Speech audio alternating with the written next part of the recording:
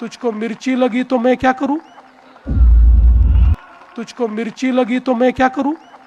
25 वर्ष चाललं होतं नवी मुंबईला एअरपोर्ट करा, इतके अहवाल आले, तुमच्याही काळात अहवाल आला, प्रत्येक अहवालाने सांगितलं मुंबईला जर नवीन एअरपोर्ट दिलं नाही तर मुंबईचा जीडीपी आता थांबलेला आहे, मुंबईची ग्रोथ थांबलेली आहे। अरे मोदीजींच्या नेतृत्वात 5 वर्षामध्ये आम्ही नवीन एअरपोर्ट करून दाखवला। तुझको मिर्ची लगी तो मैं क्या करूं। आणि आता सांगतो तिसरा एअरपोर्ट पण करणार आहे। अरे जर लंडनला 3 एअरपोर्ट असू शकतात तर माझ्या मुंबईला 3 एअरपोर्ट का नाही।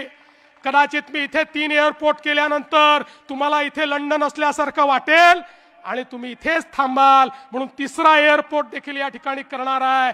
आणि छत्रपती शिवाजी महाराज एअरपोर्ट मुंबई याची क्षमता 1.5 पट करणार आहे, त्याची क्षमता वाढवणार आहे। हा निर्णय या ठिकाणी आम्ही घेतलाय।